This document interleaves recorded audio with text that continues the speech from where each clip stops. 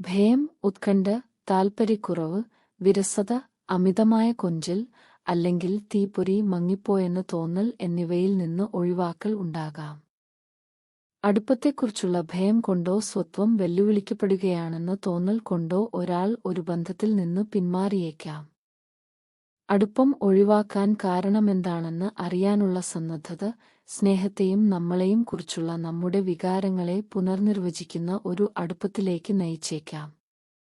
ഒരു പുതിയ ബന്ധത്തിന് ചുറ്റും പലപ്പോഴും ഒരുപാട് നിഗൂഢതകൾ ഉണ്ടാകും. നമ്മൾ ഇഷ്ടപ്പെടുന്ന ഒരാളുമായി ആദ്യമായി ഡേറ്റിംഗ് ആരംഭിക്കുമ്പോൾ ആ നിഗൂഢത സാധാരണയായി അവരെ ചുറ്റിപ്പറ്റിയാണ്. ഈ വ്യക്തി എനിക്ക് അനുയോജ്യനാണോ? അവർ എന്താണ് ചിന്തിക്കുന്നത്? അവർക്ക് എന്നെക്കുറിച്ച് എന്താണ് തോന്നുന്നത്? അവർ എന്താണ് അന്വേഷിക്കുന്നത്?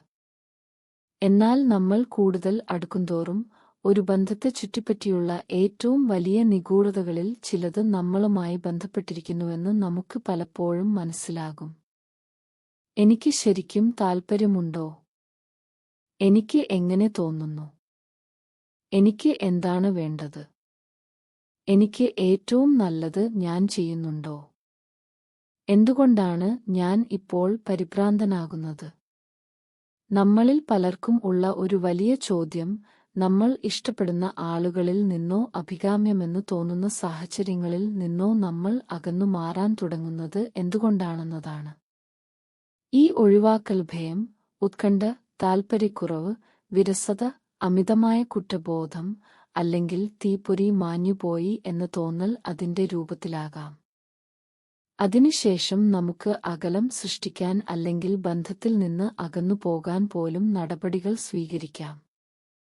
നിങ്ങൾ തുടർച്ചയായി ഈ പാറ്റേണിൽ അകപ്പെടുന്നതായി കണ്ടാൽ ഉത്തരം അതെ എന്ന് മനസ്സിലാക്കാൻ സമയമായി. നിങ്ങൾ അടുപ്പം ഒഴിവാക്കുകയാണ്. അടുപ്പം ഒഴിവാക്കുന്നതിന് കാരണമാകുന്ന നിരവധി ഘടകങ്ങളുണ്ട്. ബന്ധങ്ങളിൽ പെരുമാറുന്ന രീതിയെ സ്വാധീനിക്കുന്ന ഒരു ഘടകം നമ്മൾ അനുഭവിക്കുന്ന ആദ്യകാല അടുപ്പത്തിന്റെ രീതികളാണ്.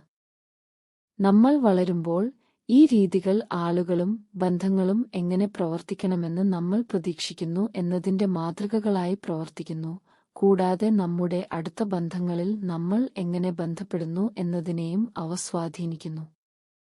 സുരക്ഷിതമായ ഒരു അടുപ്പം അനുഭവിച്ച ആളുകൾക്ക് അവരുടെ ആവശ്യങ്ങൾ നിറവേറ്റാൻ നിരന്തരം ശ്രമിച്ച മാതാപിതാക്കളോ പ്രാഥമിക പരിചാരകരോ ഉണ്ടായിരുന്നു.